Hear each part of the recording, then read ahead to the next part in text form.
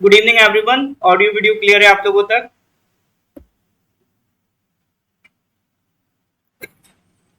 Good evening everyone. Audio video clear है आप लोगों तक?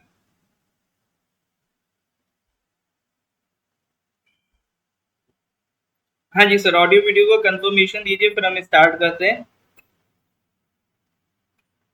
तो जनवरी का सर करंट अफेयर्स हम लोग डिस्कस कर रहे थे।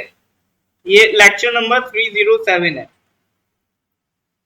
पिछले जो दो लेक्चर्स थे वो जनवरी 2024 के थे। तो जनवरी 2024 के दो लेक्चर्स हो चुके हैं। ये आपका थर्ड लेक्चर है जहां पर हम लोग आपका जनवरी करंट अफेयर्स डिस्कस कर रहे हैं। ठीक है, तो ये सीक्वेंस आपकी कंटिन्यू रहेगी। जनवरी, इसी के बाद फरवरी, मार्च, अप्रैल, ये सीक्वेंस आपकी इसी तरह से ये 3 साल हो चुकी हैं। 2021 से मैंने स्टार्ट किया था, 2021, 22, 23, ये 3 साल का मैं ऑलरेडी करंट अफेयर्स आपका बना चुका हूँ। उसकी वीडियो सारी नॉर्थ ईस्ट पीएससी के यूट्यूब चैनल पे अपलोडेड है। अभी जो हम बात कर रहे हैं सर आपका जनवरी 2024 की बात कर रहे हैं। ठीक है सर, आप लोग कमेंट कर रहे हैं कि नहीं कर रहे हैं? मुझे यहाँ कमेंट विजिबल नहीं हो रहे हैं सर।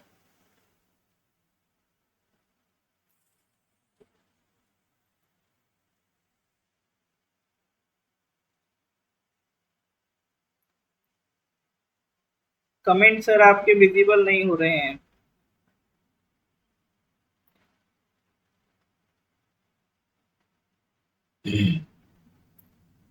हाँ जी सर, ऑडिबल है कि नहीं है? गुड इवनिंग तो जी, गुड इवनिंग। चलिए, मतलब कमेंट्स तो आ रहे हैं। ओके सर, ठीक है, आने लगे। Well then 22, I think 22 questions हो चुके थे। 22 क्वेश्चंस हो चुके थे। हेलो आलमूली जी, 22 क्वेश्चन सर हो चुके थे। उसके आगे स्टार्ट करना है, बट आगे स्टार्ट करें एक बार पिछले क्वेश्चन रिवाइज कर लेते हैं। जैसे question number 14, Matarbari port recently seen in news is the first deep sea port of which of the following countries? Pakistan, Sri Lanka, Bangladesh या Bhutan? Matarbari port, recently seen in news, is the first deep sea port of which of the following countries? Pakistan, Sri Lanka, Bangladesh या फिर भूटान? हाँ जी sir, correct answer बताइए। Matarbari port recently seen in news is the first deep sea port of which of the following countries? बताइए sir, correct answer क्या होगा? ये हम लोग पिछली क्लास में कर चुके थे। Correct answer was Bangladesh. ठीक है, करेक्ट आंसर था Bangladesh. All right sir, last question हम लोगों ने क्वेश्चन नंबर 22 देखा था। NSIL has announced to launch GSAT-20 satellite on which of the following launch vehicles? इसका करेक्ट आंसर था फाल्कन 9। तो क्वेश्चन नंबर 22 तक की कहानी सर अपनी हो गई थी। आज क्वेश्चन नंबर 22 के आगे अपन बढ़ेंगे। तो beyond question number 22, sorry, beyond question number 22 अपन जाएंगे। तो देखते हैं सर, क्वेश्चन नंबर 22 के बाद अगला है question number 23। Recently Adi Kekar handmade carpet by Tibetan settlers and Wancho wooden craft have received the GI tag from which of the following states? ये देखो सर, खाता खोल देने वाला सवाल। आज पहला ही सवाल खाता खोल देने वाला है। कोई है जिसको आंसर हिमाचल प्रदेश लग रहा हो? एनीवन, एनीवन जिसको उत्तराखंड लग रहा हो? हाँ जी, तो आज तो ओपनिंग सर आप लोगों की अच्छी हो रही है। इसमें तो सर भर भर के कमेंट आना चाहिए। इसमें तो सर मतलब ऐसा भी नहीं कह सकते सर नो आइडिया। कोई ऐसा है जिसको आइडिया नहीं लग रहा हो? ये क्या पूछ लिया सर? हाँ जी सर, अब देखो ये उस टाइप का क्वेश्चन है। आपने अगर ये न्यूज नहीं भी पढ़ी होगी, बट टर्म्स जब आप सुनोगे आदि, वांचो, समझ जाओगे सर, ये अपनी बात हो रही है, अपने अरुणाचल की ट्राइब्स की बात हो रही है। So the correct answer is Arunachal Pradesh. देखो अभी आपका फरवरी में और भी चीजों को जीआई टैग मिला है, तो वो जो फरवरी वाला न्यूज आएगा उसमें मैं टोटल जीआई टैग दिखवा दूंगा। मैंने जो फरवरी वाला अरुणाचल टाइम्स एनालिसिस किया था उसमें मैंने कंप्लीट जीआई टैग अभी तक जितने मिले हैं, किस ईयर में किस किस चीज को और वो किस कैटेगरी में आता है, सारे जीआई टैग की जो लिस्ट है वो आपकी प्रोवाइड कर चुका हूं मैं, ठीक है। तो जब ये फरवरी वाला भी हम डिस्कस करेंगे तो उसमें और एक्स्ट्रा जो चीजों को जीआई टैग मिला है उसको भी मैं इंक्लूड कर लूंगा। तो आपके पास एक पूरी लिस्ट हो जाएगी सर जीआई टैग्स की, ठीक है। चलो तो इसमें देखो तीन चीजें, आदि केकर क्या है, it is a variety of ginger, ये एक तरीके की अदरक है ना। दूसरा है जो आपका तिब्बतन रेफ्यूजीज की हैंडमेड कारपेट्स, ठीक है ना। तो ये हैंडमेड कारपेट्स, आदि केकर इट इज अ जिंजर। और तीसरा है जो वांचो वुडन क्राफ्ट है, ठीक है। तो इसमें आप देखोगे बैम्बू पाइप्स का यूज होता है, ठीक है ना, बैम्बू पाइप्स का इसमें यूज होता है वांचो वुडन क्राफ्ट आइटम्स में। तो इन चीजों को क्या मिला है सर, जीआई टैग मिला है। जीआई टैग क्या होता है सर, ये एक रिकॉग्निशन होती है कि ये प्रोडक्ट इस एरिया में ही बिलोंग करता है। मान लो कल ये वांचो वुडन क्राफ्ट सिक्किम में मैन्युफैक्चर होने लगे, तो ये तो सर डाउट हो जाएगा ना ये प्रोडक्ट यहाँ का है कि सिक्किम का है। तो इससे इस प्रोडक्ट की रिकॉग्निशन मिल गई कि नहीं सर ये प्रोडक्ट इसी स्टेट का है। तो जब उसको रिकॉग्निशन मिल जाती है तो जब वो मार्केट में जाते हैं तो उनको बड़ी मदद मिलती है सर ट्रेड करने में, ठीक है। एक मिनट रुकिएगा, पीपीटी बंद हो गई है, मैं दोबारा से ओके। चलिए तो इन तीन चीजों को जीआई टैग मिला है। नेक्स्ट आते हैं सर अगले क्वेश्चन की तरफ, question number 24। Recently Lanjia Saora painting has received the GI tag from which of the following states. तो ये सर सिर्फ अपने अरुणाचल के नहीं करने,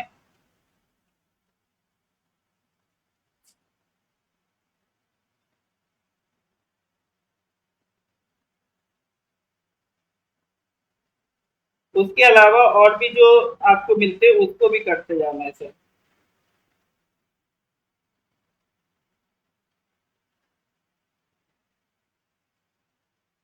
हाँ जी सर, इसका करेक्ट आंसर क्या होगा।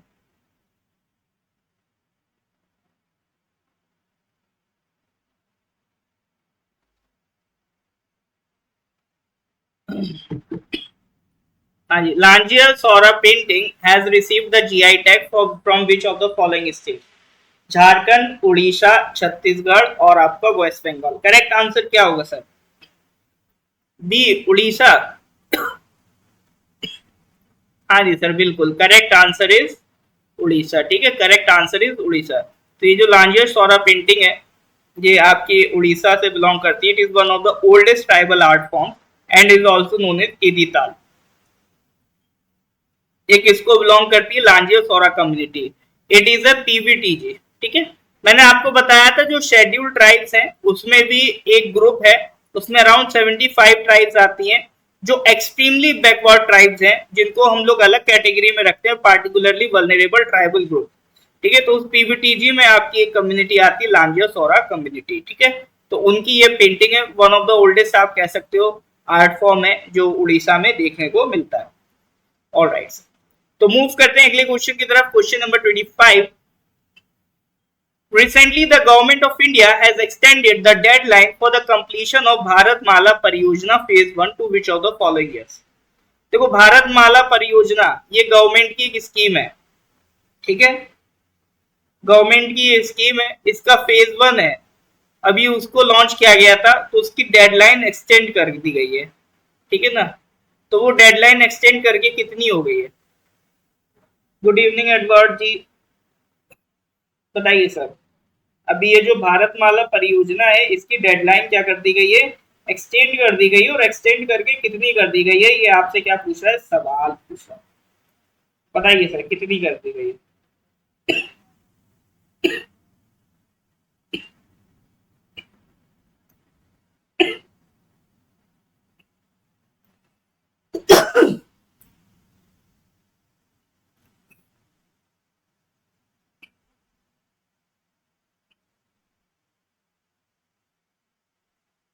हाँ जी sir. Well correct answer is 27 कर दी गई है। ये डेडलाइन बताना इतना इंपॉर्टेंट नहीं था। भारतमाला परियोजना आपको पता होनी चाहिए स्कीम क्या है। देखो ये एक अम्ब्रेला प्रोग्राम है। अम्ब्रेला क्या मतलब सर? अम्ब्रेला क्या मतलब? देखिए ऐसा होता है, ये मान लो अम्ब्रेला है। देखो कितनी अच्छी ड्राइंग है मेरी, वाह सर। ये अम्ब्रेला है सब। इस तरह से ये देखो, ये अलग अलग तरीके की, अलग अलग रंग की इसमें क्या है, स्ट्रिप्स है। ये मान लो ये आपका अम्ब्रेला है, तो इस अम्ब्रेला के नीचे बहुत सारी चीजें आ जाएंगी ना सर। तो इसी तरह से अगर कोई एक प्रोग्राम है, उसके अंडर बहुत अलग अलग तरह की स्कीम्स आती हैं, तो इट इज लाइक एक अम्ब्रेला के अंदर बहुत सारी चीजें आ रही हैं, ठीक है ना। तो यानी एक ऐसा प्रोग्राम जिसके अंडर और भी सॉरी, यानी एक ऐसा प्रोग्राम जिसके अंडर और भी बहुत सारे प्रोग्राम्स आते हैं, तो उसको अपन क्या कह देते हैं, उसको अपन कह देते हैं अम्ब्रेला प्रोग्राम। तो ये किसके लिए है सर? इंफ्रास्ट्रक्चर डेवलपमेंट के लिए। Ministry of road transport and highway इसके लिए रिस्पॉन्सिबल है। तो जो इकोनॉमिक कॉरिडोर्स हुए, inter corridors, feeder routes, national corridors, border and international connectivity roads, coastal and port connectivity roads, green field expressway, यानी पूरे देश में जो रोड्स और उनकी कनेक्टिविटी के लिए जो काम किया जा रहा है, वो ये भारतमाला परियोजना के अंदर किया जा रहा है, ठीक है ना। तो फेज 1 जो था उसमें ये आपका 34,800 kilometre of national highway approve किया गया था, ठीक है सर। तो ये है आपकी भारतमाला परियोजना। तो इसको ध्यान रखना, ये रोड हाईवेज के डेवलपमेंट से रिलेटेड है। और दूसरी चीज ये याद रखना, मिनिस्ट्री ऑफ रोड ट्रांसपोर्ट, ठीक है, मिनिस्ट्री ऑफ रोड ट्रांसपोर्ट के लिए ये आपका मिनिस्ट्री रेस्पॉन्सिबल है। बात समझ में आ रही है कि नहीं आ रही है सर? इज दैट क्लियर और नॉट क्लियर है तो गिव मी थम्स अप।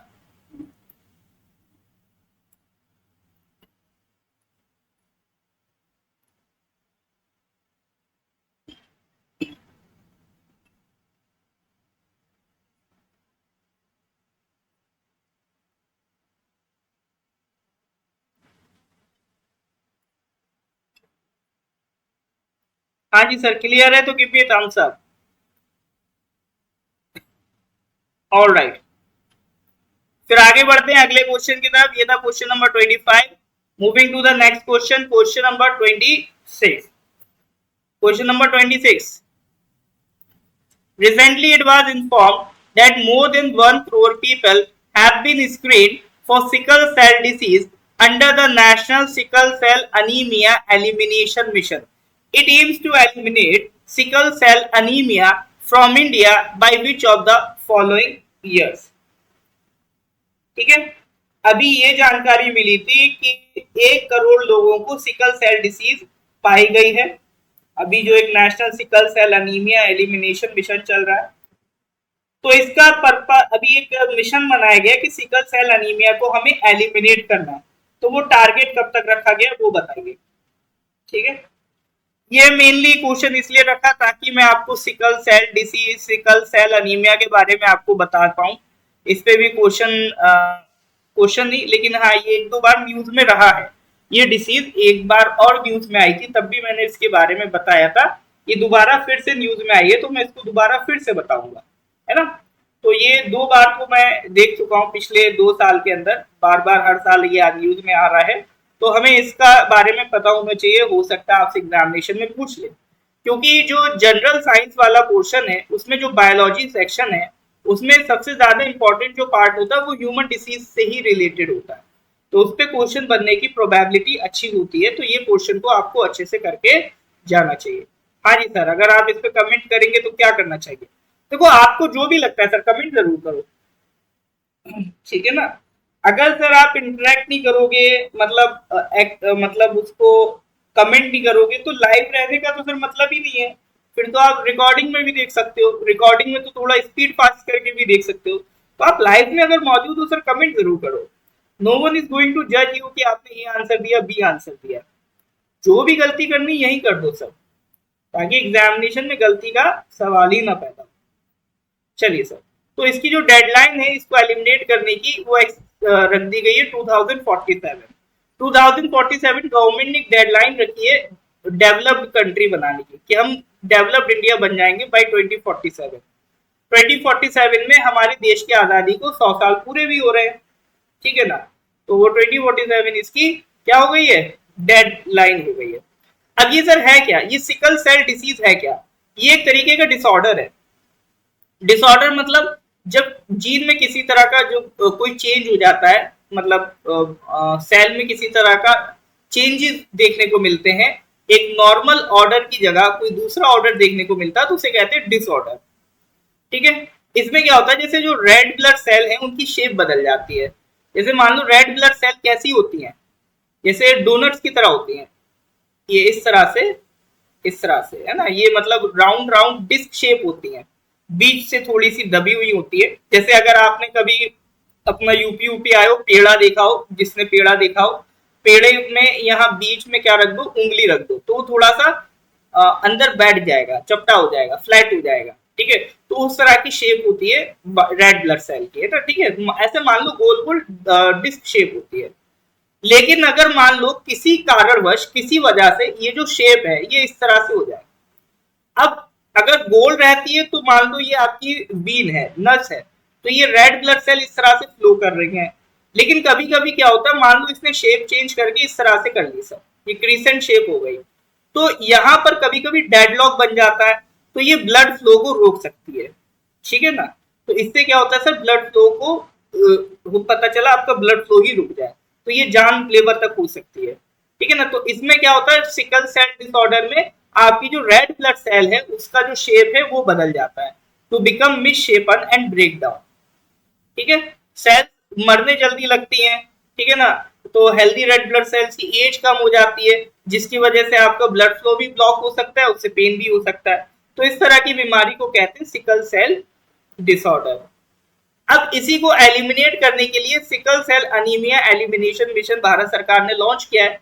2023 के बजट में इसको अनाउंस किया गया था, ठीक है ना। तो ये बिफोर 2047 एलिमिनेट करने का टारगेट लिया गया है। अच्छा ये भी ध्यान रखना, ये जो डिसीज है मेजोरिटी ट्राइब्स में पाई जाती है, ठीक है। मेजोरिटी इसको देखा गया है, जो ट्राइब्स है, ट्राइबल पीपल है, उनमें मेजोरिटी इस प्रॉब्लम को नोटिस किया गया है, ठीक है। तो इसीलिए गवर्नमेंट इस पे वर्क कर रही है। तो इसमें सर गवर्नमेंट क्या प्रोवाइड करेगी, affordable and quality health care provide करेगी, ठीक है ना।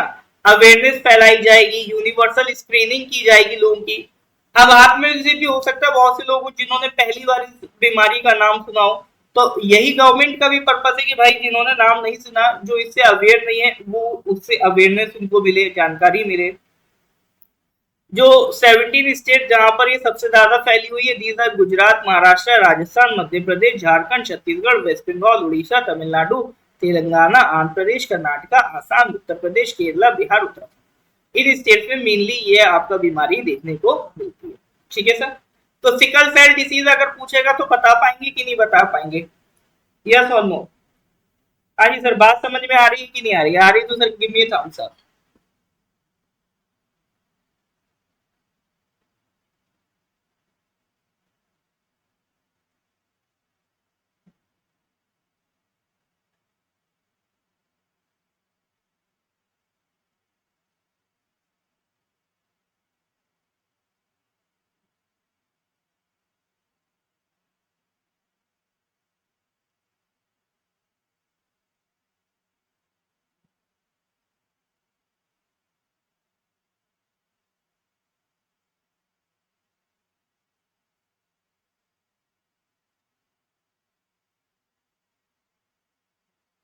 हाँ जी सर, क्लियर है। तो ये क्वेश्चन नंबर 27 ट्राई कीजिए।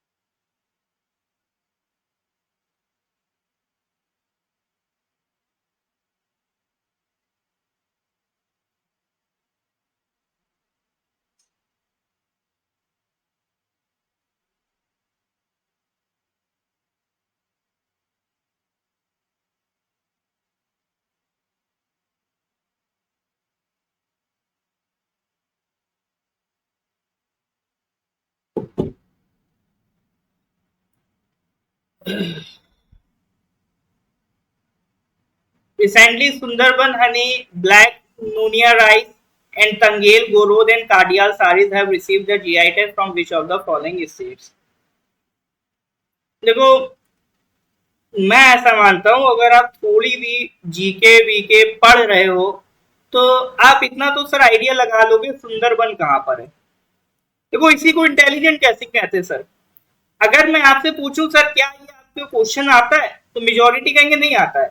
लेकिन एक स्मार्ट वर्क क्या कहता है, एक इंटेलिजेंट गेसिंग क्या कहता है, हमने सुंदरबन पकड़ लिया सर। सुंदरबन हमें पता है सर वेस्ट बंगाल में। खत्म सर। सुंदरबन हनी, बाकी कुछ भी लिखा हो सर, करेक्ट आंसर क्या हो जाएगा, वेस्ट बंगाल हो जाएगा।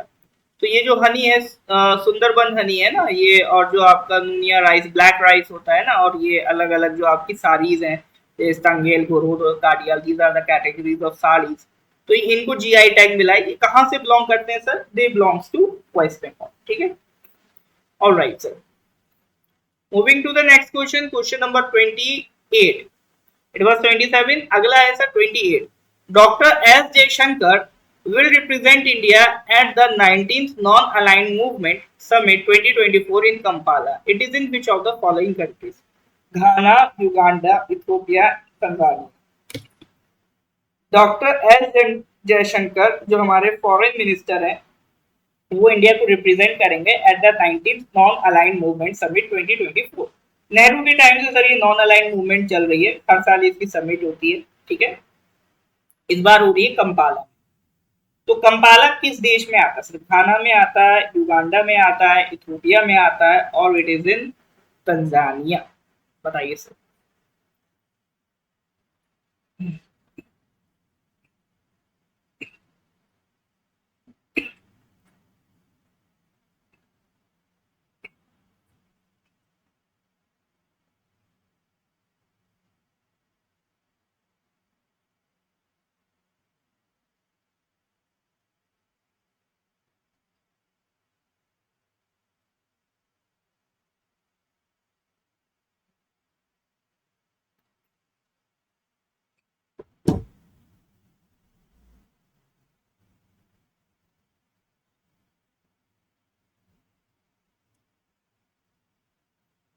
हाँ जी, अभी हम नॉन अलाइंड मूवमेंट की भी बात करेंगे, तो पहले तो करेक्ट आंसर देख लेते हैं। जो कंपाला है ये कहाँ पर है सर, युगांडा में। ठीक है, ये कहाँ पर है सर, युगांडा में।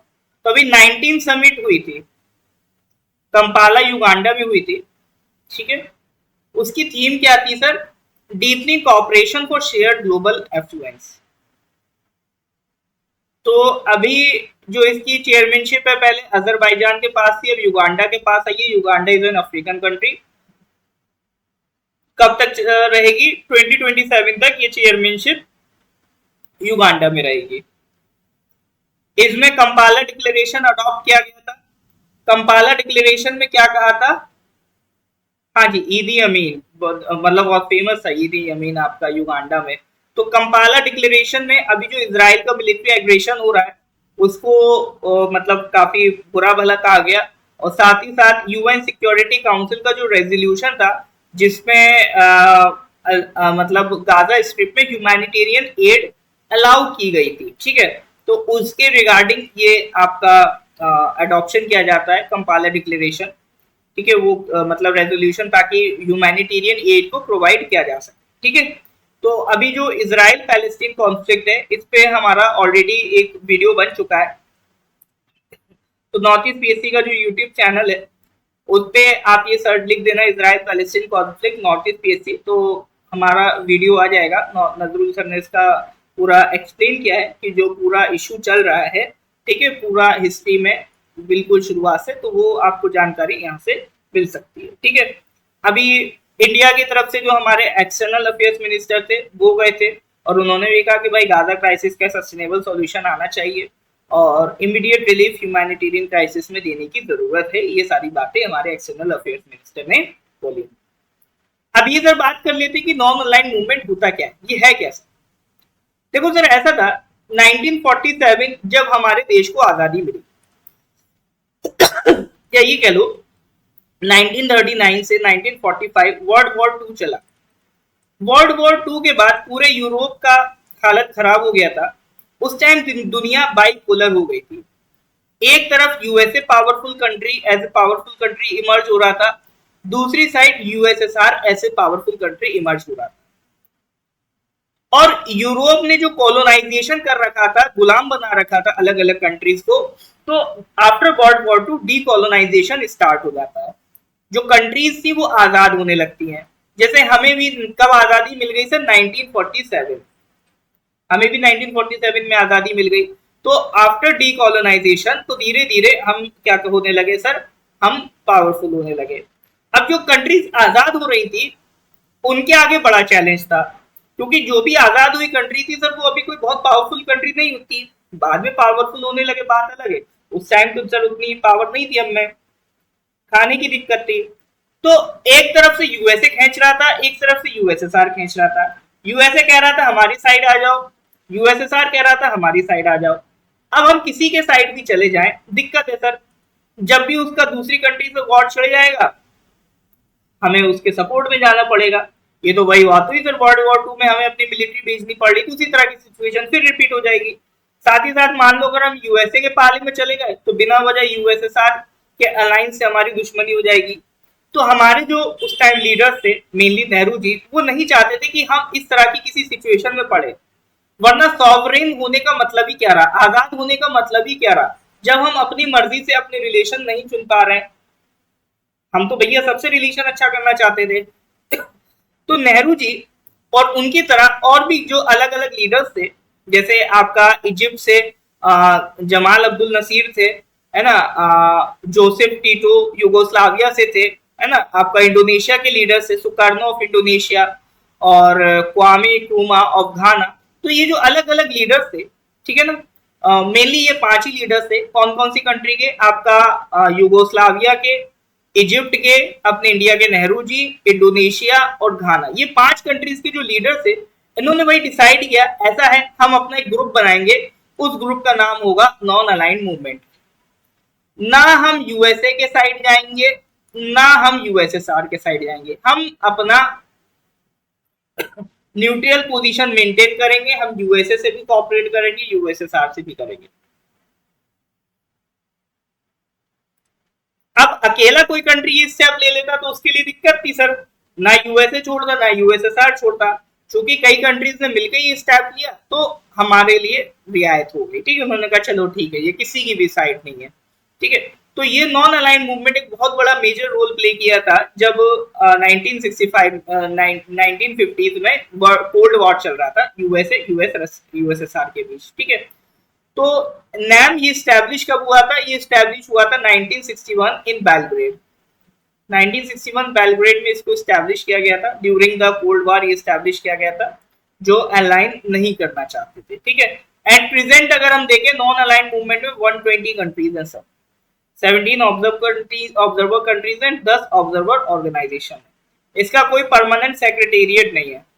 लगभग, मैं वो पिछली बार वो गलत बोल गया था, लगभग हर 3 साल में इसकी समिट होती है ना, जनरली आपका हर 3 साल में इसकी समिट देखने को मिलेगी। तो इस बार जो समिट हुई है वो कहाँ हुई है सर? आपका युगांडा में, ठीक है सर। इसको ध्यान रखिएगा नॉन अलाइन मूवमेंट से रिलेटेड। चलिए सर, यहाँ तक बातें समझ में आ रही है कि नहीं आ रही? क्लियर है तो give me a thumbs up. फिर हम लोग सर आगे बढ़ते हैं अगले क्वेश्चन की तरफ। Question number 29, which of the following has been awarded? ये देखो, ये युगांडा का मैप है, ठीक है। Kampala is the capital of Uganda. ये आपका युगांडा का मैप है, एक साइड से डीआरसी, साउथ सुडान, है ना, ये आपका केन्या, तंजानिया, रुवांडा, ये इसके बॉर्डरिंग कंट्रीज है, ठीक है। चलो नेक्स्ट क्वेश्चन पे आते हैं, question number 29, which of the following has been awarded the Rashtriya Khel Protsahan Puraskar 2023 in the encouragement to sports through corporate social responsibility category?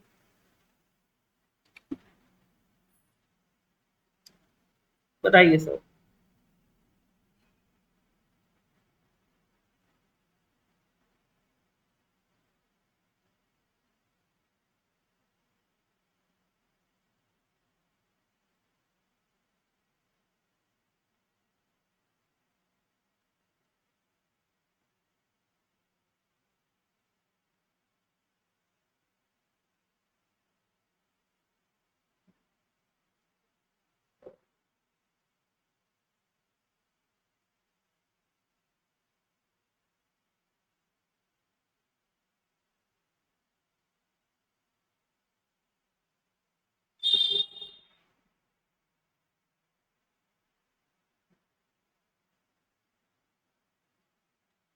हाँ जी सर, इसका करेक्ट आंसर क्या होगा?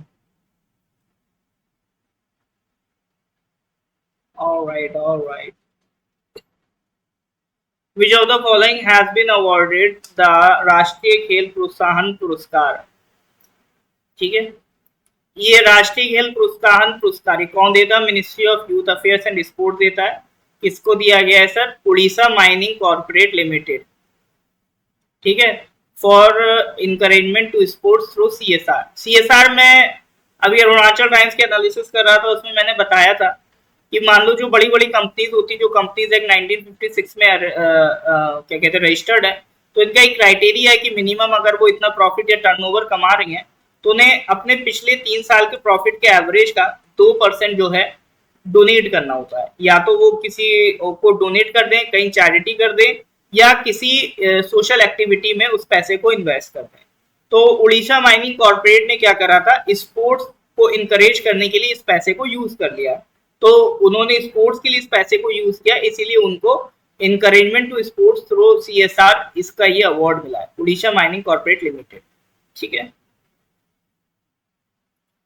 जैन यूनिवर्सिटी जो है, deemed to be university Bengaluru, उनका अवार्ड मिला for identifying and nurturing budding and young talent. ठीक है, ये राष्ट्रीय खेल प्रोत्साहन पुरस्कार ये 2009 से आपका स्टार्ट हुआ था। ये आपका जो कॉर्पोरेट एंटिटीज हैं, पब्लिक सेक्टर, प्राइवेट सेक्टर, उनको भी दिया जाता है। स्पोर्ट कंट्रोल बोर्ड, एनजीओ, कोई भी मतलब ऑर्गेनाइजेशन को दिया जाता है जिन्होंने स्पोर्ट के प्रमोशन और डेवलपमेंट में कोई रोल प्ले किया। स्पोर्ट से रिलेटेड और अगर हम अवार्ड्स की बात करें तो जैसे मेजर ध्यानचंद खेल रत्न अवार्ड है, अर्जुन अवार्ड है, द्रोणाचार्य अवार्ड है, मेजर ध्यानचंद अवार्ड है, मौलाना अबुल कलाम आजाद अवार्ड, जिसमें स्पोर्ट की फील्ड में सबसे मेन जो अवार्ड है वो है मेजर ध्यानचंद खेल रत्न अवार्ड। पहले इसी का नाम राजीव गांधी खेल रत्न अवार्ड था, अब इसका नाम हो गया मेजर ध्यानचंद खेल रत्न अवार्ड। ये सबसे बड़ा अवार्ड होता है ना। उसके बाद अर्जुन अवार्ड होता है in the field of sports. चलिए नेक्स्ट क्वेश्चन पे आते हैं, question number 30। What is the name of the humanoid robot which has been recently unveiled by Google DeepMind at Stanford University? What is the name of the humanoid robot which has been recently unveiled by Google DeepMind at Stanford University? Optimus, Mica, Sophia, Mobile, Alu। बताइए sir क्या होगा correct answer?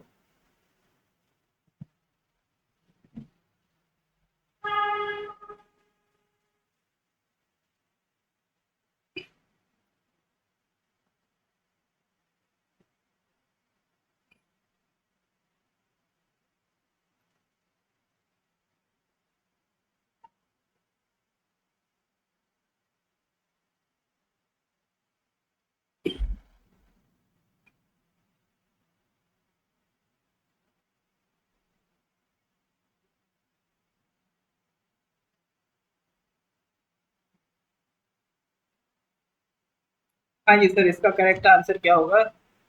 Humanoid robot क्या है sir? जो human की तरह दिखते हैं वो ह्यूमनॉइड रोबोट कहलाते हैं।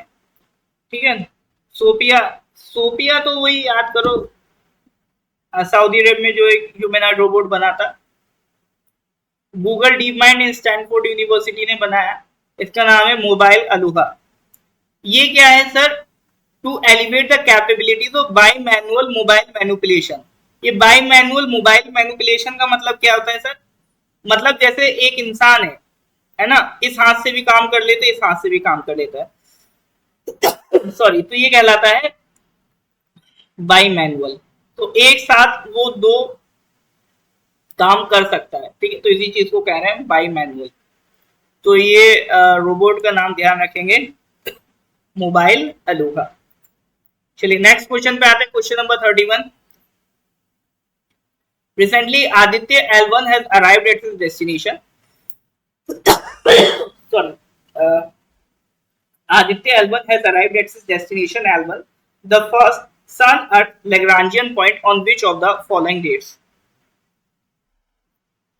देखो अभी ये डेट्स पूछने लगा है कि भाई ये मिशन सक्सेसफुल हुआ तो किस दिन हुआ, है ना। आपका चंद्रयान 3.0 पहुंचा, किस दिन पहुंचा, किस दिन लॉन्च हुआ, ये क्वेश्चन एपीएसएसबी पहले भी पूछ चुका है। तो अभी आदित्य L1 लास्ट ईयर याद होगा सितंबर में लॉन्च किया गया था। है ना। अब now it has finally reached its destination, तो दैट इज अ मतलब pride, again a pride moment for ISRO and the whole of the India. तो आदित्य L1 किस दिन पहुंचा, ये क्वेश्चन भी पूछ सकता है क्योंकि इस तरह का क्वेश्चन पूछा गया है। चंद्रयान 3 से रिलेटेड पूछा गया था, इससे भी पूछा जा सकता है ना।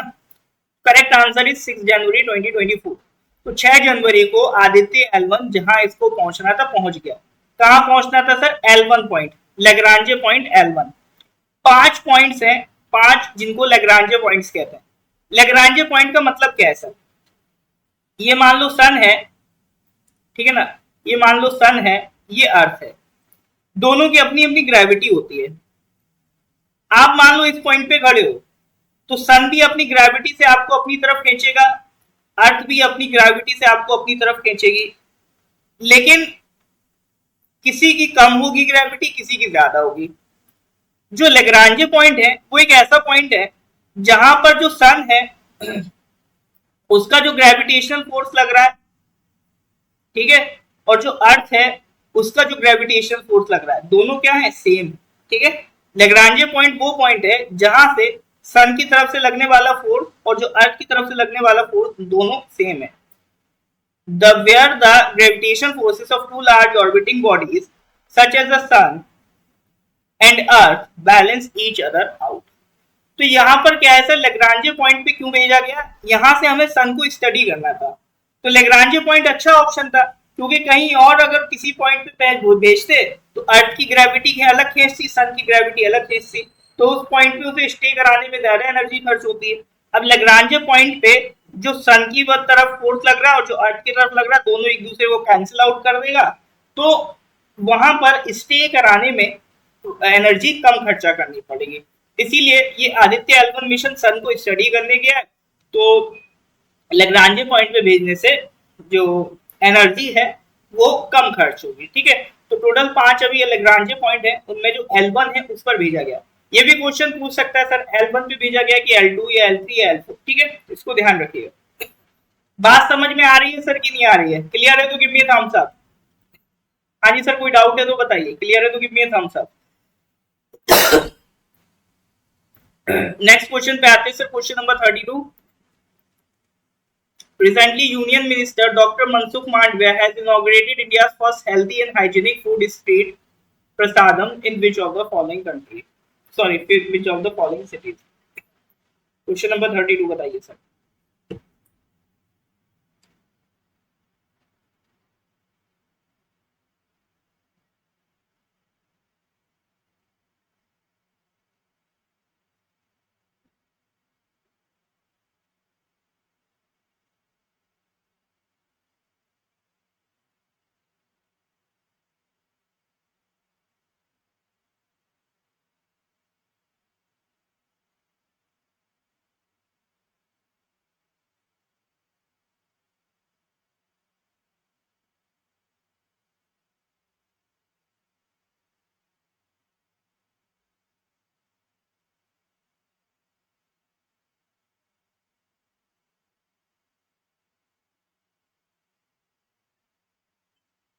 हाँ जी sir, union minister Mansukh Mandavia has inaugurated India's first healthy and hygienic food street prasadam in which of the following cities? Ujjain, Bhopal, Indore या फिर पुणे, बताइए सर।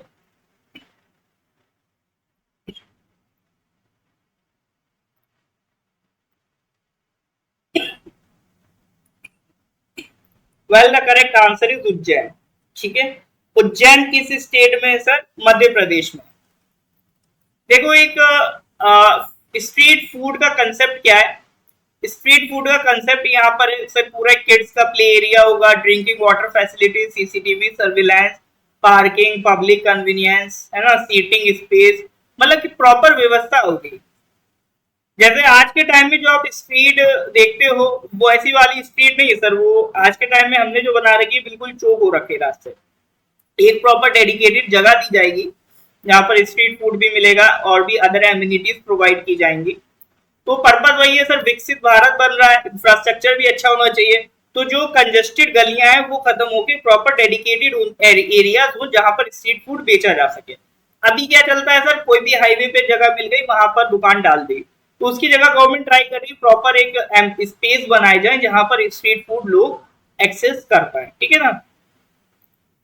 तो अभी एक स्ट्रीट फूड जो आपकी बनाई गई है, मतलब सॉरी स्ट्रीट फूड कह रहा हूँ, फूड स्ट्रीट जो बनाई गई है, पहली फूड स्ट्रीट जो हेल्थ मिनिस्टर ने अपना इनॉग्रेट की है, दैट इज प्रसादम, है ना। वो कहाँ पर है सर, उज्जैन में। तो इससे टूरिज्म को भी फायदा मिलेगा। चलिए नेक्स्ट क्वेश्चन पे आते हैं, question number 33। Recently India has signed bilateral Hajj agreement 2024 with which of the following countries? ये तो सर मतलब बिल्कुल खाता खोल देने वाला सवाल है। हज करने लोग कहाँ जाते हैं, अगर आपको बेसिक आइडिया सऊदी अरेबिया, तो आप आराम से बता सकते हो। करेक्ट आंसर है सऊदी अरेबिया, ठीक है। कमेंट सेक्शन में बताओ सऊदी अरेबिया की कैपिटल क्या है सर, सऊदी अरेबिया की कैपिटल क्या है सर। तो अभी एग्रीमेंट साइन हुआ है। एक्चुअली में हज करने के लोगों के लिमिट लगाती है सऊदी गवर्नमेंट, क्योंकि फिक्स एरिया है तो वहां पर एक लिमिट से ज्यादा वो लोगों को अलाउ नहीं कर सकते, तो वो लिमिट फिक्स कर देते हैं हर कंट्री की, आप अपने यहाँ से इतने लोग भेज सकते हो।